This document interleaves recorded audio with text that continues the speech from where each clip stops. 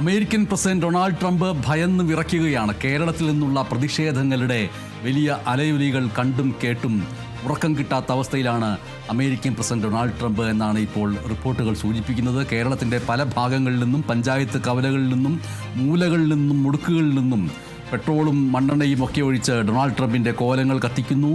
ഇനി ഇത് ആവർത്തിക്കരുത്, വെനസ്വേലയെ തുടരുത് എന്നുള്ള സാധാരണക്കാരായ ജനങ്ങളുടെ ആവശ്യങ്ങൾക്ക് മുന്നിൽ ഡൊണാൾഡ് ട്രംപ് മുട്ടുമടക്കുമോ ഇല്ലയോ എന്നുള്ള ചോദ്യം മാത്രമാണ് ഇനി ബാക്കി നിൽക്കുന്നത് എന്നുള്ള രീതിയിൽ ഒക്കെ കേരളത്തിലെ അടക്കം ഡൊണാൾഡ് ട്രംപിനെ, അമേരിക്കയെ, വെനസ്വേലയെ അധിനിവേശം ചെയ്തതിനെതിരായിട്ടുള്ള പ്രതിഷേധം നടത്തുന്നതിൻ്റെ പേരിൽ പരിഹസിക്കുന്ന രീതിയിലുള്ള വാർത്തകൾ കൂടി വന്നുകൊണ്ടിരിക്കുന്നു. കേരളത്തിലെ ഉൾനാടൻ ഗ്രാമങ്ങളിലെ സാധാരണക്കാരായിട്ടുള്ള ജനങ്ങളും ഒരുപക്ഷെ ഇടതുപക്ഷ ജനാധിപത്യ മുന്നണിയുടെ പ്രവർത്തകർ കൂടിയായിട്ടുള്ളവരും പ്രധാനപ്പെട്ട കമ്മ്യൂണിസ്റ്റ് പ്രവർത്തകരുമെല്ലാം ഡൊണാൾഡ് ട്രംപിനെതിരായിട്ടുള്ള ഈ പ്രകടനങ്ങളും ടയർ കത്തിച്ചുള്ള പ്രതിഷേധങ്ങളുമൊക്കെ നടത്തുന്നതിനെ പരിഹസിച്ചുകൊണ്ട് ഒരു ഭാഗത്ത് നിന്ന് വിമർശനങ്ങൾ വരുന്നത് ശരിയാണോ അല്ലയോ എന്നുള്ള ചർച്ചകളും ഇപ്പോൾ നടന്നുകൊണ്ടിരിക്കുന്നുണ്ട്. വാസ്തവത്തിൽ ഇവിടെ കേരളത്തിലെ ഏതെങ്കിലും ഒരു ചായക്കടയുടെ മുമ്പിൽ നടത്തുന്ന പ്രതിഷേധത്തിന് ആഗോളാടിസ്ഥാനത്തിൽ അമേരിക്കൻ പ്രസിഡന്റ് ഡൊണാൾഡ് ട്രംപിൻ്റെ നയങ്ങളെ ഏതെങ്കിലും തരത്തിൽ എതിർക്കാൻ കഴിയുമോ ഇല്ലയോ എന്നതിനേക്കാൾ ഉപരിയായിട്ട് രാഷ്ട്രീയം നിറഞ്ഞു നിൽക്കുന്ന ഒരു ജനതയെ സംബന്ധിച്ചിട്ട് എല്ലാവരും അരാഷ്ട്രീയവൽക്കരിക്കപ്പെടുന്ന ഒരു കാലഘട്ടത്തിൽ ഇങ്ങനെയെങ്കിലുമുള്ള പ്രതിഷേധങ്ങൾ നടത്തിയാൽ മാത്രമേ ഈ ലോകത്ത് എല്ലാ മനുഷ്യർക്കുമിടയിൽ ഒരു മനുഷ്യനായി താനും ജീവിച്ചിരുന്നുള്ളൂ എന്ന് അടയാളപ്പെടുത്താനും കഴിയുകയുള്ളൂ എന്ന് മനസ്സിലാക്കുക എന്നുള്ളതാണ് അതിൽ ഏറ്റവും പ്രധാനപ്പെട്ട കാര്യം. ഒരു ചെറുവിരലെങ്കിലും നീ ഉയർത്തിയോ അനീതിക്കെതിരെ എന്നുള്ള ചോദ്യത്തിന് ഒരു ടയർ കത്തിച്ച് പ്രതിഷേധിച്ചു എന്നുള്ള ഒരു ഉത്തരമെങ്കിലും നൽകിയിട്ടുണ്ടെങ്കിൽ അത് ചരിത്രത്തിൻ്റെ ഭാഗമാകുന്നു എന്നുള്ളതാണ് അതിൽ ഏറ്റവും പ്രധാനപ്പെട്ട കാര്യം. എന്തായാലും നമ്മുടെ കേരളത്തിന് സ്വന്തമായിട്ടൊരു പോലീസ് സേനയുണ്ടെങ്കിലും, നമ്മുടെ രാജ്യത്തിന് സ്വന്തമായിട്ടൊരു സൈന്യമുണ്ടെങ്കിലും അതിനെയൊക്കെ പുല്ലുപോലെ നുള്ളിക്കളഞ്ഞുകൊണ്ട് ലോകത്തിന് മൊത്തത്തിലൊരു പോലീസ് ഉണ്ടെന്നും അത് അമേരിക്കയുടെ പോലീസാണെന്നും ഒരിക്കൽ കൂടി തെളിഞ്ഞിരിക്കുകയാണ്.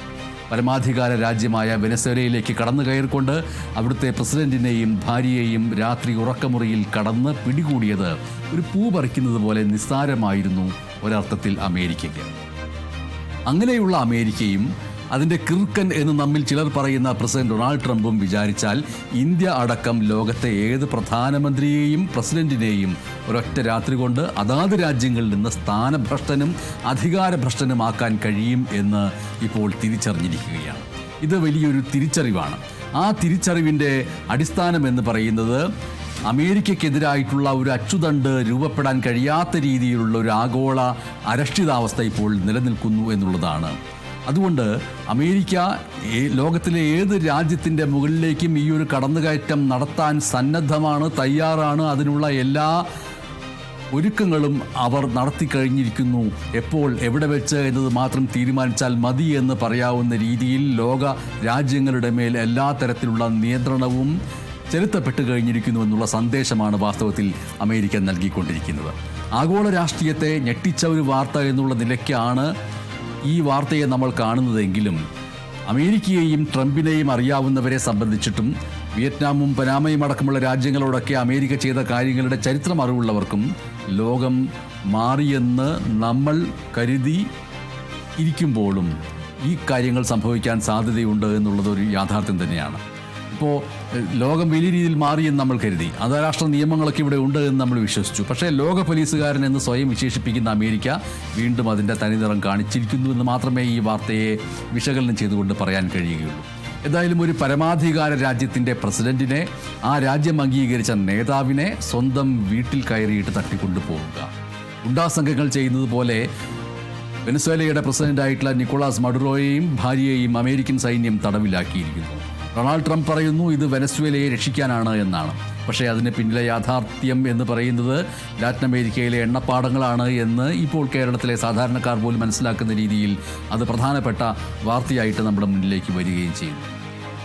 അപ്പോൾ എന്തുകൊണ്ട് ഇത്തരത്തിലുള്ളൊരു വാർത്ത ഏറ്റവും സാധാരണക്കാരിലേക്ക് എത്തണമെന്ന് മാധ്യമങ്ങൾ വിചാരിക്കുന്നുണ്ടെങ്കിൽ അതിൻ്റെ അർത്ഥം അത്തരം വാർത്തകളോട് വലിയ ആഭിമുഖ്യം എക്കാലത്തും മലയാളികൾ പ്രകടിപ്പിച്ചിട്ടുണ്ട് എന്നുള്ളതാണ്. ഇറാഖ് യുദ്ധം നടന്നപ്പോൾ, കുവൈറ്റുമായി ബന്ധപ്പെട്ട അധിനിവേശങ്ങളുടെ വാർത്തകൾ വന്നപ്പോൾ, സദ്ദാം ഹുസൈൻ്റെ വധശിക്ഷ നടപ്പാക്കുന്നതുമായി ബന്ധപ്പെട്ട വാർത്തകൾ വന്നപ്പോഴൊക്കെ ഏറ്റവും അധികം ആകാംക്ഷയോടുകൂടി കേരളം നോക്കി നിന്നിട്ടുണ്ട്. ഇവിടെയും സ്വാഭാവികമായിട്ടും ഇത് വെറും ഒരു മയക്കുമരുന്ന് വേട്ടയല്ല. അതിൻ്റെ പിറകിൽ അമേരിക്കയുടെ ചരിത്രം അറിയാവുന്നവർക്കറിയാം. ഏത് രാജ്യത്തിൻ്റെയും പ്രകൃതി വിഭവങ്ങൾ, ധാതു സമ്പത്തുകൾ എന്നിവയാണ് അവരുടെ ആത്യന്തികമായ ലക്ഷ്യം. അത് നേടിയെടുക്കുന്നതിന് വേണ്ടി മറ്റു ചില കാരണങ്ങൾ ഉപയോഗിച്ചുകൊണ്ട് യുദ്ധം ചെയ്യുക എന്നുള്ളത് എക്കാലത്തും അമേരിക്ക പുലർത്തി പോന്നിട്ടുള്ള യുദ്ധതന്ത്രങ്ങളിൽ ഒന്നാണ് എന്ന് അതിൻ്റെ ചരിത്രം അറിയുന്നവർക്കറിയാം. അമേരിക്കൻ പ്രസിഡന്റ് ഡൊണാൾഡ് ട്രംപിൻ്റെ തന്നെ വാക്കുകൾ നോക്കുക. എണ്ണ സുഗമമായിട്ടൊഴുകാൻ അമേരിക്ക വെനസ്വേലയെ താൽക്കാലികമായിട്ട് ഭരിക്കും എന്നുള്ള വാക്കുകളാണ് ട്രംപിൻ്റെ. ആ വാക്കുകൾക്കകത്ത് ഒളിഞ്ഞിരിക്കുന്ന ധാർഷ്ട്യത്തെക്കുറിച്ച് ആലോചിച്ച് നോക്കുക. ഒരു രാജ്യത്തിൻ്റെ ഭരണം പിടിച്ചെടുക്കുന്നത് അവിടെ ജനാധിപത്യം ഇല്ലാത്തത് കൊണ്ടല്ല, മറിച്ച് അവിടുത്തെ എണ്ണ അമേരിക്കൻ കമ്പനികൾക്ക് യഥേഷ്ടം കൊള്ളയടിക്കാൻ വേണ്ടിയാണ് എന്ന് ട്രംപ് പരസ്യമായി സമ്മതിക്കുന്നു.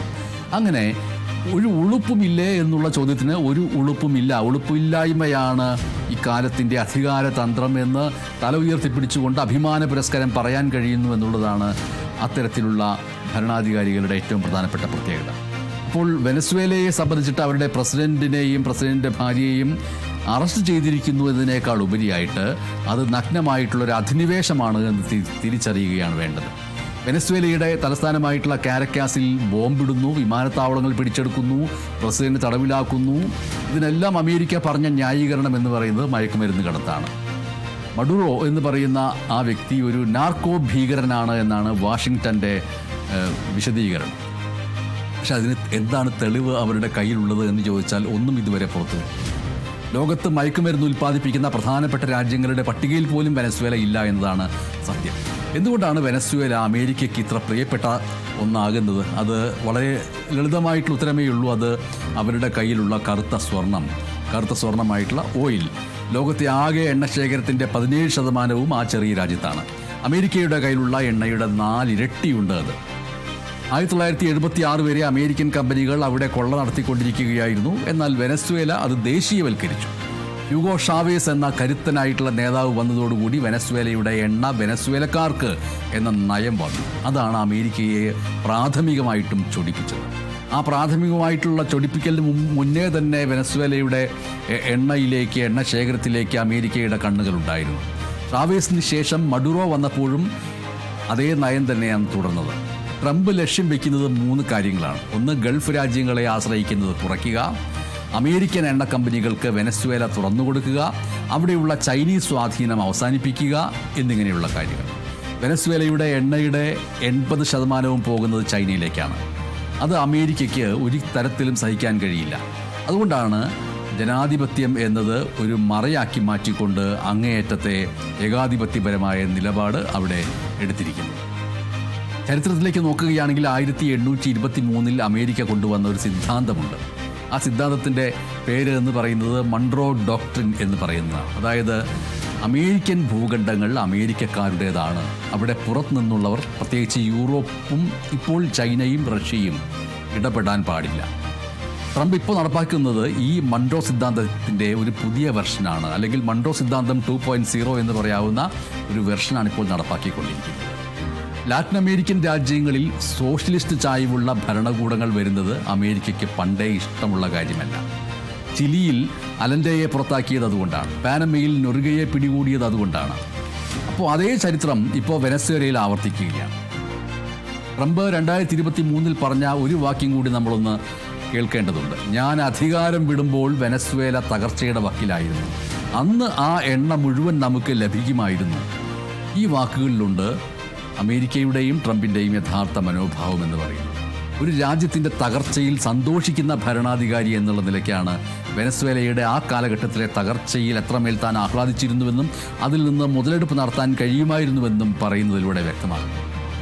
യുണൈറ്റഡ് നേഷൻസ് ഈ ഘട്ടത്തിൽ, ഐക്യരാഷ്ട്രസഭ ഈ ഘട്ടത്തിൽ എന്ത് ചെയ്യുന്നുവെന്നുള്ള ചോദ്യം പല ഭാഗത്തു നിന്നും ഉയരുന്നുണ്ട്. ലോക ചരിത്രത്തിലെ എല്ലാ പ്രധാനപ്പെട്ട അധിനിവേശ വേളകളിലും എല്ലാ പ്രധാനപ്പെട്ട മനുഷ്യകൃതികളുടെ വേളയിലും ഐക്യരാഷ്ട്രസഭ ഒരു പ്രത്യേക കാലഘട്ടത്തിൽ എടുത്തിരുന്ന നീതിയുക്തമായിട്ടുള്ള നിലപാടുകൾക്കുപരി ഇപ്പോൾ അവരുടെ നിലപാടുകൾക്ക് ഒരു മുഖവുമില്ലാതെ പോകുന്നു എന്നത് ചോദ്യം ചെയ്യപ്പെടുന്നു. അന്താരാഷ്ട്ര നിയമങ്ങൾ ആർക്ക് വേണ്ടിയാണ് എന്നുള്ള ചോദ്യങ്ങൾ വരുന്നു. ശക്തനായിട്ടുള്ള രാജ്യത്തിന്, ശക്തനായിട്ടുള്ള അധികാരിക്ക് മറ്റെല്ലാ രാജ്യങ്ങളുടെ മേലും എന്തും ചെയ്യാമെന്നതാണോ ലോകനീതി എന്നുള്ള ചോദ്യം വരുന്നു. ഒരാൾ ഏകാധിപതിയാണോ അഴിമതിക്കാരനാണോ എന്ന് തീരുമാനിക്കേണ്ടത് ആ രാജ്യത്തെ ജനങ്ങളാണ്, അല്ലാതെ വൈറ്റ് ഹൗസിലിരിക്കുന്ന ഒരു പ്രസിഡന്റ് അല്ല. അമേരിക്കയുടെ ഈ നടപടി അന്താരാഷ്ട്ര തലത്തിൽ വളരെ അപകടകരമായിട്ടൊരു കീഴ്വഴക്കം സൃഷ്ടിക്കുകയാണ് എന്നുള്ളതാണ് പ്രധാനപ്പെട്ട കാര്യം. കേരളത്തിൽ നിന്ന് അടക്കം ഉയർന്നുകൊണ്ടിരിക്കുന്ന പ്രതിഷേധങ്ങളെക്കുറിച്ച് പറയുമ്പോൾ ആ പ്രതിഷേധങ്ങളെ പരിഹസിക്കുന്നവർ ഓർക്കേണ്ട ഒരു പ്രധാനപ്പെട്ട കാര്യമുണ്ട്. ഒരു ചെറു പ്രതിഷേധം പോലും ഉയർത്താതെ നിശബ്ദമായിട്ട് ഇത് ഒരു സ്വാഭാവിക സംഭവമാണ്, ആയിക്കോട്ടെ എന്ന് വിചാരിക്കുമ്പോൾ അതൊരു കീഴ്വഴക്കം സൃഷ്ടിക്കലാണ്. നാളെ മറ്റൊരു കരുത്തനായ രാജ്യം അയൽ രാജ്യത്തെ പ്രസിഡന്റിനെ ഇത്തരത്തിൽ തട്ടിക്കൊണ്ടുപോയാൽ അതിനെ എതിർക്കാൻ അമേരിക്കയ്ക്ക് എന്ത് ധാർമ്മിക അവകാശമാണ് ഉള്ളത് എന്നുള്ള ചോദ്യം കൂടി ഉയർന്നു വന്നേക്കും. അപ്പോൾ കയ്യൂക്കുള്ളവർ കാര്യക്കാർ എന്നുള്ള പ്രാകൃതമായിട്ടുള്ള നീതിയിലേക്ക് ലോകം മടങ്ങിപ്പോകുന്നു എന്നുള്ള ആപൽ സൂചനയാണ് അതിലേക്ക് വരുന്നത്. ഈ ആപൽ സൂചന എന്ന് പറയുന്നത് ഇത് ആഗോള സമാധാനത്തിന് വലിയ ഭീഷണിയാണ് എന്നുള്ളതാണ്. ബോംബിട്ടുകൊണ്ടൊരു ഭരണകൂടത്തെ തകർക്കാൻ നിങ്ങൾക്ക് എളുപ്പമാണ്, പക്ഷേ തകർന്നടിയുന്ന ഒരു ജനതയുണ്ട് അവരുടെ കൂട്ടത്തിൽ, അവരുടെ വിശ്വാസമുണ്ട്. അതിനെ വീണ്ടെടുക്കാൻ സൈന്യത്തിന് കഴിയില്ല. ഇറാഖിൽ നമ്മളത് കണ്ടു, ലിബിയയിൽ നമ്മളത് കണ്ടു. അവിടെയൊക്കെ ജനാധിപത്യം വന്നോ? അമേരിക്കയുടെ ഇടപെടൽ കൊണ്ട് അവിടെ ജനാധിപത്യം വന്നോ? ഇല്ല എന്ന് മാത്രമല്ല, പകരം അവിടെ വന്നത് അസ്ഥിരതയും ചോരപ്പുഴയും മാത്രമാണ്. വെനസ്വേലയുടെ മണ്ണിൽ ഇന്ന് പുകയുന്നത് കേവലം ബോംബുകളല്ല, മറിച്ചൊരു ജനതയുടെ ആത്മാഭിമാനമാണ്. അമേരിക്കയുടെ ഈ കടന്നുകയറ്റം ആ രാജ്യത്തെ രക്ഷിക്കാനല്ല, മറിച്ച് കൊള്ളയടിക്കാനാണ് എന്ന് ലോകം തിരിച്ചറിഞ്ഞു കഴിഞ്ഞിരിക്കുന്നു. ഏകാധിപതികളെ ജനങ്ങൾ തന്നെ പുറത്താക്കിയ ചരിത്രമേ ലോകത്തുള്ളൂ. പുറത്തുനിന്നുള്ള സൈന്യം കൊണ്ടുവരുന്ന മാറ്റം ഒരിക്കലും ശാശ്വതമാവുകയില്ല. അമേരിക്കയുടെ ആധിപത്യം വീണ്ടും ലോകത്തെ ഭയപ്പെടുത്തിക്കൊണ്ടിരിക്കുന്നു. അന്താരാഷ്ട്ര നിയമങ്ങൾ വെറും കടലാസ് പുലികളായിട്ട് മാറുന്നു. വെനസ്വേലയിലെ ജനങ്ങൾ എന്ത് തീരുമാനിക്കുന്നു എന്നുള്ളതാണ് ഏറ്റവും പ്രധാനപ്പെട്ട കാര്യം. ഈ അധിനിവേശത്തിനെതിരെ ലോകം ശബ്ദം ഉയർത്തേണ്ടതുണ്ട്. അങ്ങനെ ശബ്ദം ഉയർത്തിയില്ല എങ്കിൽ നാളെ ഏത് രാജ്യവും ഇത്തരമൊരു ഭീഷണി നേരിടേണ്ടി വരും. ഒരു സ്വതന്ത്ര പരമാധികാര രാഷ്ട്രത്തിന് എന്ത് സംഭവിക്കാം എന്നതിൻ്റെ ഏറ്റവും ക്രൂരമായിട്ടുള്ള ഉദാഹരണം എന്നുള്ള നിലയ്ക്കാണ് ലാറ്റിൻ അമേരിക്കൻ രാജ്യമായിട്ടുള്ള വെനസ്വേലയിൽ നടന്ന അമേരിക്കയുടെ അധിനിവേശം. അത് വെറും ഒരു സൈനിക നീക്കമല്ല, മറിച്ച് ജനാധിപത്യത്തെയും അന്താരാഷ്ട്ര നിയമങ്ങളെയും വെല്ലുവിളിച്ചുകൊണ്ടുള്ള നഗ്നമായിട്ടുള്ള കടന്നാക്രമണമാണ്. വെനസ്വേലയുടെ തെരഞ്ഞെടുക്കപ്പെട്ട പ്രസിഡന്റ് ആയിട്ടുള്ള നിക്കോളാസ് മഡുറോയെയും അദ്ദേഹത്തിൻ്റെ ഭാര്യയെയും അമേരിക്കൻ സൈന്യം തടവിലാക്കി കടത്തിക്കൊണ്ടു പോവുക എന്ന് പറയുന്നതിൻ്റെ അകത്ത് ഒരു കൊട്ടേഷൻ സംഘത്തിൻ്റേതായ രീതിയിലേക്ക് തരം താഴുന്ന അവസ്ഥയുണ്ട്. ഒരു രാജ്യം മറ്റൊരു രാജ്യത്തേക്ക് വിമാനങ്ങൾ അയക്കുന്നു, അവിടുത്തെ ഭരണാധികാരിയെ പിടിച്ചുകെട്ടി സ്വന്തം നാട്ടിലേക്ക് കൊണ്ടുപോകുന്നു. ഇതെല്ലാം കാണുകയും കേൾക്കുകയും ചെയ്യുമ്പോൾ നമ്മൾ ജീവിക്കുന്നത് വീണ്ടും പഴയ അതേ ഇരുണ്ട യുഗത്തിൽ തന്നെയാണോ, അതോ നിയമങ്ങൾ വാഴുന്ന ആധുനിക ലോകത്താണോ എന്നുള്ള സംശയം വരുന്നു. ഡൊണാൾഡ് ട്രംപിൻ്റെ നേതൃത്വത്തിലുള്ള US ഭരണകൂടം ലോകത്തിൻ്റെ പോലീസ് ചമഞ്ഞ് നടത്തുന്ന ഈ തെമ്മാടിത്തം എന്തിനു വേണ്ടിയാണ് എന്നുള്ള ചോദ്യം നിരന്തരം ഉയർത്തിക്കൊണ്ടേയിരിക്കുന്നു. അത് ഉയർത്തേണ്ടതുമുണ്ട്. അത് ട്രംപിൻ്റെ ചെവിയിലെത്തുമോ എന്നുള്ളത് മറ്റൊരു കാര്യം. CPM general secretary MA Baby ട്രംപിനെതിരെ വിമർശനം ഉന്നയിച്ചപ്പോൾ MA ബേബിയുടെ വിമർശനത്തിൽ കിടുങ്ങി ട്രംപ് എന്നൊക്കെ പരിഹാസ ട്രോളുകൾ ഉണ്ടാക്കിയവർ മനസ്സിലാക്കേണ്ട കാര്യം ഒന്നാണ്: ലോകത്ത് നടക്കുന്ന ഏത് അനീതിക്കെതിരെയും ഒരു ചെറുവിരലെങ്കിലും ഉയർത്തിയില്ലെങ്കിൽ നാം അരാഷ്ട്രീയവൽക്കരിക്കപ്പെട്ട ഒരു ജനതയായിട്ട് മാറുകയും സമാനമായ സംഭവങ്ങൾ ഉണ്ടാകുമ്പോൾ കഴുത്ത് വെച്ചു കൊടുക്കാൻ മാത്രം നിൽക്കുന്ന ബലിയാടുകളായി മാറുകയും ചെയ്യുമെന്നുള്ളതാണ്. അപ്പോൾ ലോകത്തിൻ്റെ പോലീസ് ചമഞ്ഞുകൊണ്ട് നടത്തുന്ന ഈ തെമ്മാടിത്തം, അതിൻ്റെ പിന്നിലെ യഥാർത്ഥ ലക്ഷ്യങ്ങൾ മറനീക്കി കൊണ്ടുവരേണ്ട കാര്യമൊന്നുമില്ല. അത് എല്ലാവർക്കും അറിയാവുന്ന രീതിയിലേക്ക് ഇപ്പോൾ പുറത്തു വന്നിരിക്കും. കഴിഞ്ഞ ഒരു മാസമായിട്ട് കരീബിയൻ കടൽ, ആ കടലിൽ അമേരിക്കയുടെ പടക്കപ്പലുകൾ ഇങ്ങനെ കറങ്ങി നടക്കുന്നുണ്ടായിരുന്നു. ആ കറങ്ങി നടത്തം എന്ന് പറയുന്നത് വെറുമൊരു പട്രോളിംഗ് ആയിരുന്നില്ല എന്നിപ്പോൾ വ്യക്തമാവുകയാണ്. വെറും 30 മിനിറ്റ് കൊണ്ടാണ് മിന്നൽ വേഗത്തിലുള്ള ആക്രമണം നടത്തിയത്. ആ ആക്രമണത്തിന് വേണ്ടി അമേരിക്ക ഉപയോഗിച്ചത് 150-ലധികം അത്യാധുനിക യുദ്ധവിമാനങ്ങളാണ്. മഡുറോ ഒരു മയക്കുമരുന്ന് മാഫിയ തലവനാണ് എന്നാണ് അമേരിക്കയുടെ ഭാഷ്യം. പട്ടിയെ കൊല്ലണമെങ്കിൽ അതിനെ പേപ്പട്ടിയായിട്ട് പ്രഖ്യാപിക്കുക എന്ന പഴഞ്ചൊല്ല് അന്വർത്ഥമാക്കുന്ന രീതിയിലാണ് ട്രംപ് ഭരണകൂടം കരുക്കൾ നീക്കിയത്. തൻ്റെ ആദ്യ ഭരണകാലത്ത് തന്നെ മഡുറോയ്ക്കെതിരെ ഇത്തരമൊരു ആരോപണം ട്രംപ് ഉന്നയിച്ചിരുന്നു. ഇപ്പോൾ അധികാരം വീണ്ടും കിട്ടിയപ്പോൾ തൻ്റെ കീശയിലുള്ള നീതിന്യായ വ്യവസ്ഥയെ ഉപയോഗിച്ച്, ആ പഴയ തന്ത്രം ഉപയോഗിച്ച്, ആ പഴയ തിരക്കഥ എടുത്ത് വീണ്ടും പ്രാവർത്തികമാക്കിയിരിക്കുന്നു. പക്ഷെ ലോകത്തെ പ്രമുഖ ഏജൻസികളൊന്നും വെനസ്വേല എന്ന് പറയുന്നത് ഒരു മയക്കുമരുന്ന് കേന്ദ്രമാണ് എന്ന് ഇന്നുവരെയും പറഞ്ഞിട്ടില്ല എന്നുള്ളതാണ്. വെനസ്വേല ചെയ്ത വലിയ തെറ്റ് എന്താണ് എന്നുള്ള ചോദ്യത്തിലേക്ക് വരുമ്പോൾ അവരുടെ മണ്ണിലെ സമ്പത്ത് അവിടുത്തെ ജനങ്ങൾക്ക് നൽകാൻ അവർ തീരുമാനിച്ചു എന്നുള്ളതാണ്. ലോകത്തെ പെട്രോളിയം നിക്ഷേപത്തിൻ്റെ 18% വെനസ്വേലയിലാണ്. അവിടെ ഹ്യൂഗോ ഷാവെസിൻ്റെ പാരമ്പര്യത്തെക്കുറിച്ച് കൂടി നമ്മൾ ആലോചിക്കേണ്ടതുണ്ട്.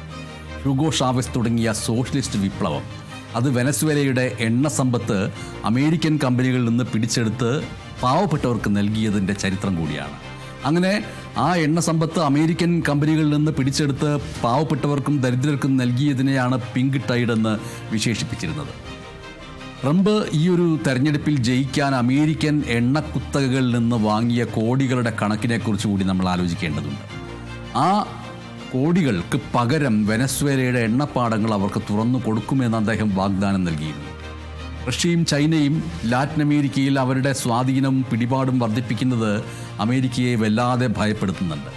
പണ്ട് പ്രഖ്യാപിച്ച മൺട്രോ ഡോക്ട്രിൻ എന്ന് പറയുന്ന സിദ്ധാന്തം വീണ്ടും നടപ്പിലാക്കിക്കൊണ്ട് ലാറ്റിൻ അമേരിക്ക തങ്ങളുടെ സ്വന്തം സ്വത്താണ്, കുടുംബ സ്വത്താണ് എന്ന് സ്ഥാപിക്കാനാണ് ട്രംപിൻ്റെ ഇപ്പോഴത്തെ ശ്രമങ്ങൾ എന്ന് പറയുന്നത്. ഇതാദ്യമായിട്ടല്ല അമേരിക്ക ഈ രീതിയിൽ ഇടപെടുന്നതും അധിനിവേശം നടത്തുന്നതും തെമ്മാടിത്തം കാണിക്കുന്നതും. നമ്മൾ ഇറാഖിൽ അതിൻ്റെ എല്ലാ സ്വരൂപവും കണ്ടു കഴിഞ്ഞു.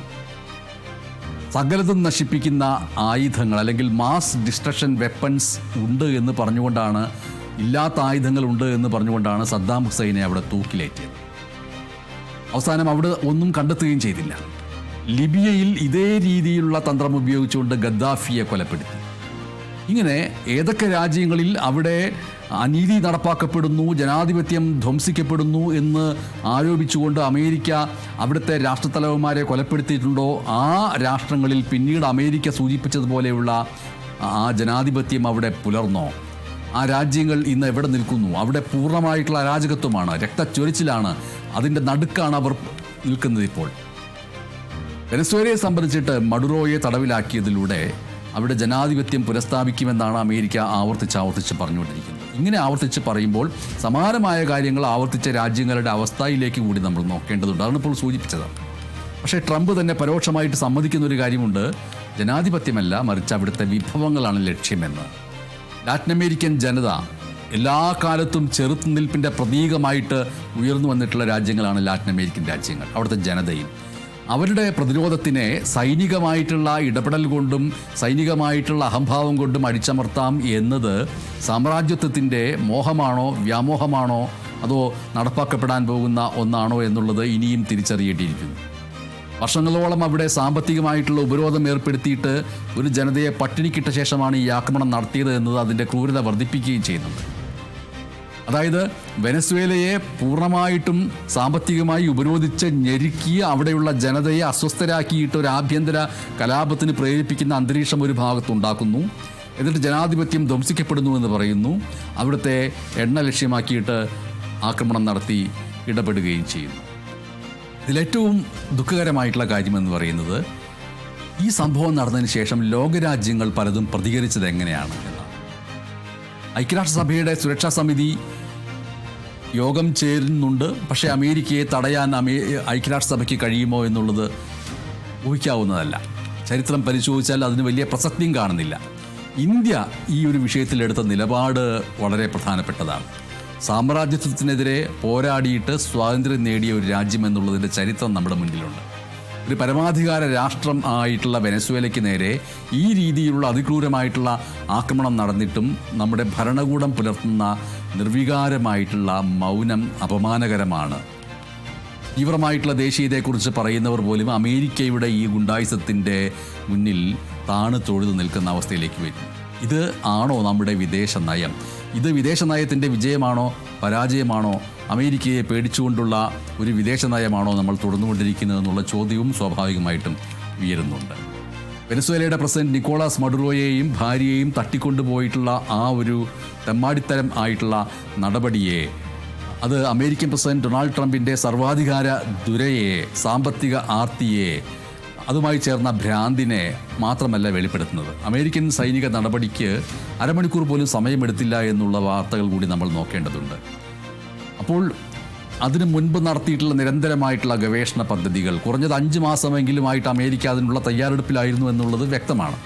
അതിൻ്റെ ഭാഗമായിട്ടാണ് കഴിഞ്ഞ ഒക്ടോബറിൽ നോർവീജിയൻ സമിതി വെനസ്വേലയിലെ തീവ്ര വലതുപക്ഷ വംശീയവാദിക്ക് സമാധാനത്തിനുള്ള നൊബേൽ പുരസ്കാരം സമ്മാനിച്ചത്. ആ നൊബേൽ പുരസ്കാരം പ്രഖ്യാപിച്ചു കഴിഞ്ഞപ്പോൾ അതിൻ്റെ രാഷ്ട്രീയമായ ഉള്ളുകളികളൊന്നും മനസ്സിലാക്കാതെ കേരളത്തിലെ പല നിരൂപകരും മഹത്തായിട്ടുള്ള സമാധാന പ്രവർത്തക എന്നുള്ള നിലയ്ക്കുള്ള വിശേഷണങ്ങളൊക്കെ നൽകുകയുണ്ടായി. പിന്നീട് പതുക്കെ ആ പുരസ്കാരം നൽകുന്നതിലൂടെ വെനസ്വേലയിൽ ആഭ്യന്തര കലഹത്തെ ഒന്നുകൂടി ശക്തമാക്കാൻ അമേരിക്കയും ഒപ്പം തന്നെ ഒരുപക്ഷെ നൊബേൽ സമ്മാന സമിതിയും ചേർന്ന് പ്രവർത്തിച്ചിരുന്നോ എന്നിപ്പോൾ സംശയം തോന്നിപ്പിക്കുന്ന രീതിയിലാണ് ആ കാര്യങ്ങൾ മാറുന്നത്.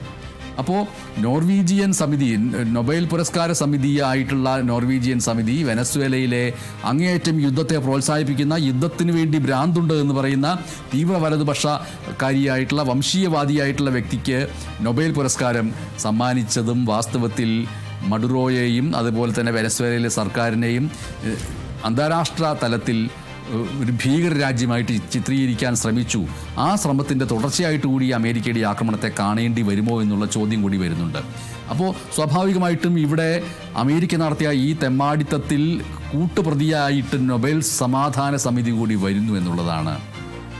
അപ്പോൾ സമാധാനം എന്ന് പറയുന്നത് നിങ്ങളുടെ ഒരു വശത്ത് കൂട്ടിയിട്ടിരിക്കുന്ന വെടിമരുന്നിനും മറ്റൊരു ഭാഗത്ത് കൂട്ടിയിട്ടിരിക്കുന്ന വെടിമരുന്നിനും ഇടയിലുള്ള ഒരു വഴിത്താരയായിട്ട് മാറുന്നു. അപ്പോൾ സമാധാനത്തിനുള്ള പുരസ്കാരം എന്ന് പറയുന്നത് അസമാധാനവും ആക്രമണവും ഉണ്ടാക്കാൻ പ്രേരിപ്പിക്കുന്ന വ്യക്തിക്ക് നൽകുന്ന രീതിയിലേക്ക് കാര്യങ്ങൾ പോയോ എന്ന് ആ സമാധാന സമിതി ആലോചിക്കേണ്ടതുണ്ട്. നൊബേൽ പുരസ്കാര സമിതി വെനസ്വേലയിലെ അട്ടിമറി ചുമതല നേരത്തെ അമേരിക്ക അവിടുത്തെ വലതുപക്ഷത്തെയാണ് ഏൽപ്പിച്ചത് എങ്കിൽ ഇത്തവണ നേരിട്ട് കടന്നാക്രമണം നടത്തി എന്നുള്ളതാണ് മറ്റൊരു കാര്യം. അമേരിക്കയ്ക്ക് വെനസ്വേലയിൽ നിന്ന് ഒരു തരത്തിലുള്ള സുരക്ഷാ ഭീഷണിയുമില്ല. രണ്ട് രാജ്യങ്ങളും തമ്മിൽ അതിർത്തി പങ്കിടുന്ന പോലുമില്ല. രണ്ട് രാജ്യങ്ങളും തമ്മിൽ 4500 കിലോമീറ്ററിലധികം അകലമുണ്ട് ഭൂമിശാസ്ത്രപരമായിട്ട്. അവിടെ ആധിപത്യത്തിന് വഴങ്ങാൻ തയ്യാറായില്ല വെനസ്വേല. അമേരിക്കയുടെ ഇടപെടലിനെ എതിർത്ത് നിന്നു. അമേരിക്കയ്ക്ക് ഈ രാജ്യത്ത് ഇടപെടാൻ എന്താണ് അവകാശമെന്നുള്ള ചോദ്യം വന്നു. സ്വാഭാവികമായിട്ടും അതാണ് അമേരിക്കയെ സംബന്ധിച്ചിട്ട് വെനസ്വേല അവരുടെ കണ്ണിലെ കരടായിട്ട് മാറാനുള്ള കാരണം. സ്വന്തം വിഭവങ്ങൾ രാജ്യത്തിൻ്റെയും ജനങ്ങളുടെയും താല്പര്യത്തിന് ഉപയോഗിക്കുന്നതിനുള്ള അവകാശം, പരമാധികാരം അത് വെനസ്വേലയിലെ സർക്കാർ ഉയർത്തിപ്പിടിച്ചു എന്നാണ് ഒരു ഭാഗത്ത് ഇടതുപക്ഷ നിരീക്ഷകർക്ക് വിശേഷിപ്പിച്ചുകൊണ്ടിരിക്കുന്നത്. അങ്ങനെ ആ പരമാധികാരത്തെയും സ്വന്തം അവകാശത്തെയും ഉയർത്തിപ്പിടിച്ചു. അത് അവിടെ നിർബാധം കൊള്ളയടിച്ചിരുന്ന അമേരിക്കയും അവിടുത്തെ എണ്ണ കമ്പനികളും വെനസ്വേലയെ തകർക്കാൻ ശത്രുതാപരമായിട്ടുള്ള പകയോടെ ആക്രമണങ്ങൾ ആരംഭിക്കാൻ ഇടയാക്കി എന്ന് പറയുന്നു. 2002 നമ്മൾ വരികയാണെങ്കിൽ അവിടുത്തെ അന്ന് ഹ്യൂഗോ ഷാവേസിനെ അട്ടിമറിക്കാൻ നടത്തിയ ശ്രമം, അത് ജനകീയമായിട്ടുള്ളൊരു ചെറുത്തുനിൽപ്പ് പരാജയപ്പെട്ടതിനെ തുടർന്ന് ഏകപക്ഷീയമായിട്ടുള്ള ഉപരോധങ്ങൾ അടിച്ചേൽപ്പിച്ചിട്ട് സാമ്പത്തിക യുദ്ധം പ്രഖ്യാപിക്കുകയാണ് അമേരിക്ക ചെയ്തത് എന്നുള്ള ആരോപണങ്ങളുമുണ്ട്. എന്തായാലും വെനസ്വേലയെ സാമ്പത്തികമായിട്ടൊരു ഭാഗത്ത് ഞെരുക്കുന്നു, ജനങ്ങളെ ദുരിതത്തിലാക്കുന്നു. അതിനുശേഷം അനുകൂലമായ അന്തരീക്ഷം ഉണ്ടാക്കിയെന്ന് മനസ്സിലായ സമയത്താണ് ഈ അട്ടിമറി നടത്തുന്നത്. മഡുറോ മയക്കുമരുന്ന് കടത്തിന് ഒത്താശ ചെയ്യുന്നു എന്നുള്ളത് അമേരിക്കയും ട്രംപും കഴിഞ്ഞ മാസങ്ങളിലുടനീളമായിട്ട് ആവർത്തിച്ച് ഉന്നയിച്ചുകൊണ്ടിരുന്ന ഒരു കാര്യമായിരുന്നു. ഒരു ഭാഗത്ത് അടിത്തട്ടിലൂടെ ആക്രമണം നടത്താനുള്ള എല്ലാ കോപ്പുകളും ഒരുക്കുന്നു, മറുഭാഗത്ത് അതിന് ലോകരാജ്യങ്ങളുടെ സമ്മതി നേടുക എന്നുള്ള ലക്ഷ്യത്തോടു കൂടി ഈ മയക്കുമരുന്ന് കടത്തിൻ്റെ ആരോപണം ഉന്നയിക്കുകയും ചെയ്യുന്നു. പക്ഷേ ആ ആരോപണത്തെ ബോധ്യപ്പെടുത്താൻ എന്തെങ്കിലും തെളിവുണ്ടോ, അത് ഹാജരാക്കാൻ കഴിഞ്ഞോ എന്ന ചോദ്യത്തിന് ഇല്ല എന്നുള്ളതാണ് ഉത്തരം. വാസ്തവത്തിൽ ലാറ്റിൻ അമേരിക്കൻ രാജ്യങ്ങളിൽ നിന്ന് അമേരിക്കയിലേക്ക് വരുന്ന മയക്കുമരുന്നിൻ്റെ അളവ് നോക്കുക. ആ അളവിൽ വളരെ ചെറിയ അളവ് മാത്രമാണ് വെനസ്വേലയുടെ തീരം വഴി പോകുന്നത്. ഇനി അത് ആ ചെറിയ അളവ് മയക്കുമരുന്ന് വെനസ്വേലയുടെ തീരം വഴി അമേരിക്കയിലേക്ക് എത്തുന്നുണ്ടെങ്കിൽ അതിർത്തിയിലും തുറമുഖങ്ങളിലും വിമാനത്താവളങ്ങളിലുമെല്ലാം അത് തടയുന്നതിന് വലിയ സംവിധാനമാണ് ട്രംപ് സർക്കാരിനുള്ളത്. അപ്പോൾ അതൊന്നും ചെയ്യാതെ ഇപ്പോൾ ഈ പറയുന്ന അട്ടിമറിക്ക് കാരണമായിട്ട് സൂചിപ്പിക്കുന്ന മയക്കുമരുന്ന് ആരോപണം ഒരു കള്ളക്കഥയാണ് എന്നുള്ള നിലയ്ക്കുള്ള വിലയിരുത്തലുകളും വന്നുകൊണ്ടിരിക്കുന്നു. തെക്കൻ അമേരിക്കയെ സംബന്ധിച്ചിട്ട് തെക്കൻ അമേരിക്കയെ പൂർണ്ണമായിട്ടും ആധിപത്യത്തിലാക്കുക എന്നുള്ളത് അവരുടെ നേരത്തെ നമ്മൾ സൂചിപ്പിച്ച മൺറോ സിദ്ധാന്ത പ്രകാരമുള്ള ഒരു സ്വപ്നമാണ്. അത് വീണ്ടും നടപ്പാക്കുന്നതിന് ഏറ്റവും പ്രധാനപ്പെട്ട തടസ്സം എന്ന് പറയുന്നത് വെനസ്വേലയാണ്. ഇൻ്റർനാഷണൽ ലോകളുണ്ട്, അന്താരാഷ്ട്ര നിയമങ്ങളുണ്ട്, ലോകമര്യാദകളുണ്ട്. അതൊന്നും ഒരു തരത്തിലും മാനിക്കാതെ അത് പ്രശ്നമേ എല്ലാം സൂചിപ്പിച്ചുകൊണ്ട് അവിടെ അട്ടിമറി നടത്താൻ പ്രേരിപ്പിച്ചത് വലിയ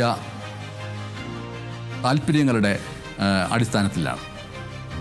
ബെൽറ്റ് ആൻഡ് റോഡ് പദ്ധതിയുണ്ട്. ആ പദ്ധതിയിലൂടെ ഈ പറയുന്ന മേഖലയിൽ വലിയ തോതിലുള്ള നിക്ഷേപം വർദ്ധിപ്പിച്ച ചൈന അവിടെയുണ്ട്. ചൈനയുടെ സ്വാധീനത്തെ ചുരുക്കുക എന്നതും ട്രംപിൻ്റെ സ്വാധീനമാണ്. തീർച്ചയായിട്ടും നേരത്തെ ഇറാഖിനെ അമേരിക്ക ആക്രമിച്ചത് വലിയ രീതിയിലുള്ള കള്ളങ്ങൾ പറഞ്ഞിട്ടാണെന്ന് പിന്നീട് നമ്മൾ മനസ്സിലായി. ജോർജ് ബുഷ് ജൂനിയർ ആയിരുന്നു അന്ന് ഇറാഖിനെ ആക്രമിച്ചത്. അതിനു മുൻപ് അമേരിക്കൻ കോൺഗ്രസിൻ്റെ അനുമതി വാങ്ങുകയും ചെയ്തിരുന്നു. ഇപ്പോൾ ഈ പറയുന്ന വെനസ്വേലയ്ക്കെതിരായിട്ടുള്ള ആക്രമണത്തിൽ അതിനുപോലും ട്രംപ് തയ്യാറായിട്ടില്ല എന്നുള്ളത് അമേരിക്കൻ ജനാധിപത്യത്തെ കൂടിയുള്ള വെല്ലുവിളിയായിട്ട് കരുതേണ്ടി വരും. തെരഞ്ഞെടുപ്പിൽ തോറ്റ സമയത്ത് അനുയായികളെ വിട്ട് US കോൺഗ്രസിൽ ആക്രമണം നടത്തി അട്ടിമറിക്ക് ശ്രമിച്ച ഒരു ചരിത്രം കൂടിയുണ്ട്. അതിൻ്റെ 5ാം വാർഷികം വരാൻ പോവുകയാണ്. അപ്പോൾ ട്രംപിന് ജനാധിപത്യം എന്ന് പറയുന്നത് ഒരു വിഷയമേ അല്ല. ക്യൂബയടക്കം ആ പ്രദേശങ്ങളിൽ ഇടതുപക്ഷ ഭരണത്തിലുള്ള മറ്റു രാജ്യങ്ങളിലേക്കുമൊക്കെ ഒരു പക്ഷേ ഈ പറയുന്ന നടപടികൾ ഇനിയുള്ള ദിവസങ്ങളിൽ ഉണ്ടായി എന്ന് വന്നേക്കാം. ട്രംപിൻ്റെ അമേരിക്ക തെക്കൻ അമേരിക്കൻ രാജ്യങ്ങൾക്ക് മാത്രമല്ല അതിൻ്റെ കൂട്ടാളികൾക്കും ഭീഷണിയായിട്ട് മാറുന്നു എന്നതും കൂടി നമ്മൾ നോക്കേണ്ടതുണ്ട്. അമേരിക്കയുടെ 51ാം സംസ്ഥാനമായിട്ട് കാനഡയെ കൂട്ടിച്ചേർക്കാൻ ആഗ്രഹിക്കുന്നുവെന്ന് ട്രംപ് തുറന്നു പറഞ്ഞിട്ടുണ്ട്.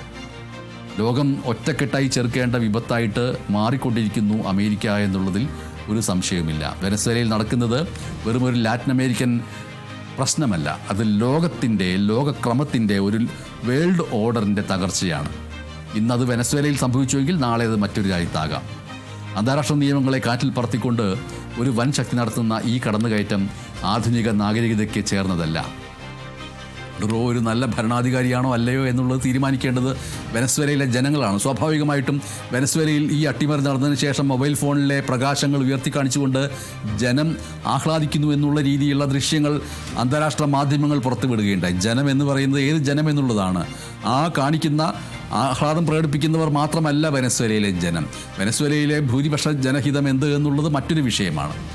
അപ്പോൾ അവിടുത്തെ ഈ ഒരു ഭരണാധികാരി മഡുറോ നല്ല ഭരണാധികാരിയാണോ അല്ലയോ എന്ന് തീരുമാനിക്കേണ്ടത് വെനസ്വേലയിലെ ജനങ്ങൾ തന്നെയാണ്, അല്ലാതെ വൈറ്റ് ഹൗസിൽ ഇരിക്കുന്ന ട്രംപ് അല്ല.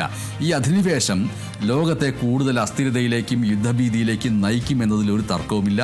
അതുകൊണ്ട് ഐക്യരാഷ്ട്രസഭയുടെ നിലപാടും വളരെ പ്രധാനപ്പെട്ടതാണ്. പക്ഷേ ചരിത്രം ഈ ക്രൂരതയ്ക്ക് മാപ്പ് നൽകില്ല എന്ന് മാത്രം പറഞ്ഞുകൊണ്ട് അവസാനിപ്പിക്കുന്നു. നന്ദി.